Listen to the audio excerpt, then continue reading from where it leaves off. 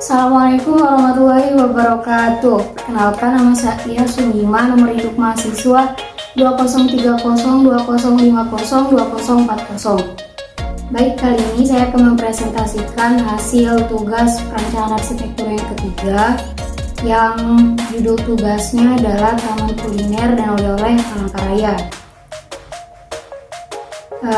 Pada tugas kali ini kami diminta untuk membuat sebuah kawasan kuliner, baik itu kuliner khas dari suku Dayak sendiri maupun kulineran Indonesia. Taman kuliner sendiri berada di Kota Palangkaraya. Kota Palangkaraya adalah sebuah ibu kota dari Provinsi Kalimantan Tengah. Dan di taman kuliner ini bukan hanya makanan-makanan saja yang disajikan, tapi terdapat juga beberapa oleh-oleh yang dikhususkan dari suku Dayak. Jadi apabila ada orang berkunjung ke taman kuliner ini, mereka tidak hanya bisa mencicipi makanan dari suku Dayak atau makanan dari Indonesia, makanan cepat saji ataupun makanan yang bertema internasional, tapi mereka juga bisa beli oleh-oleh khas dari suku Dayak. Di taman ini juga terdapat food court, di mana itu adalah tempat jajanan ringan, bisa dikatakan ringan apabila para pengunjung tidak ingin makan makanan berat seperti di restoran. Pada kali ini saya menggunakan pendekatan neo-vernakuler. Neo-vernakuler sendiri dapat diartikan sebagai perpaduan antara arsitektur modern dan arsitektur tradisional. Jadi dari dua paham, arsitektur modern dan tradisional, kita kombinasikan menjadi satu hingga membentuk suatu bentuk yang terkesan tradisional tapi lebih dimodifikasi menjadi hal yang modern.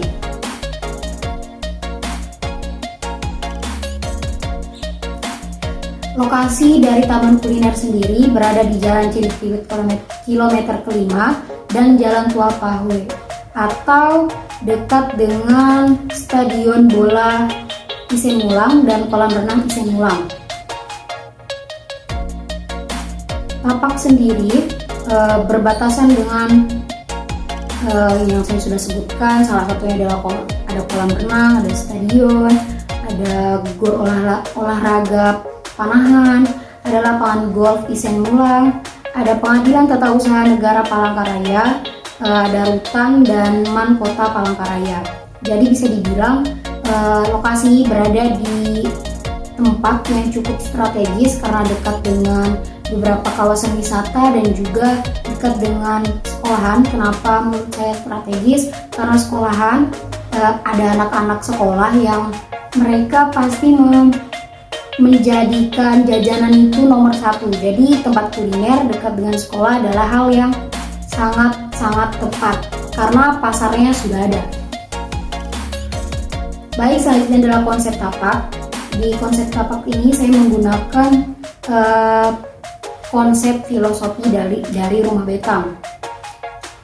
Konsep yang diusung yang menggunakan filosofi Rumah Betang ini saya kaitkan dari filosofinya yang satu ruangan dengan satu ruangan yang lain itu saling berhubungan, yang menjadikan interaksi sosial antara penghuni dalam rumah betang tersebut seakan-akan semakin dekat seperti itu. Jadi saya presentasikan kepada tapak karena saya ingin membuat orang-orang yang hadir di taman ini bisa merasakan interaksi sosial antara pengunjung, pegawai, dan dirinya dengan alam gitu.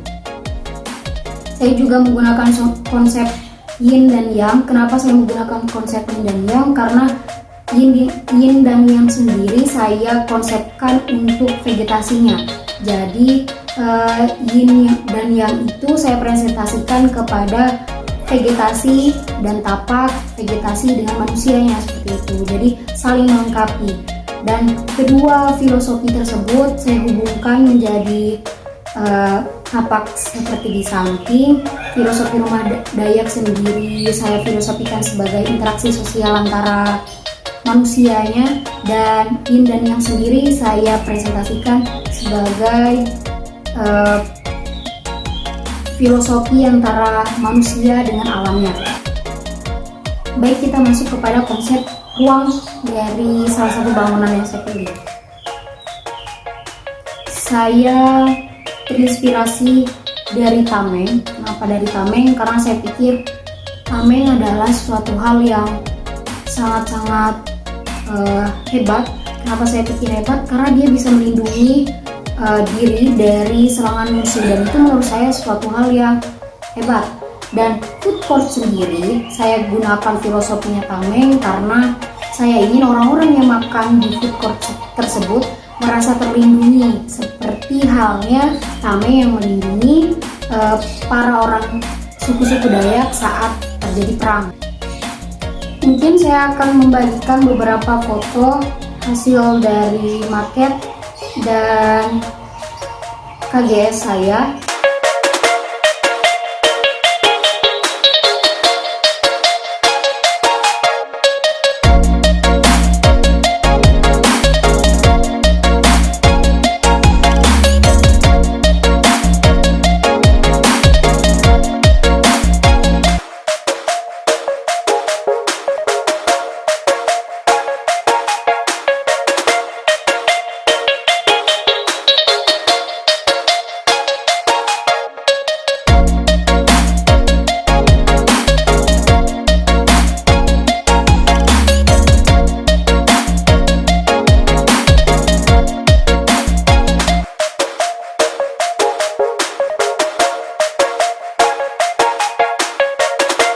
Mungkin itu saja yang dapat saya sampaikan.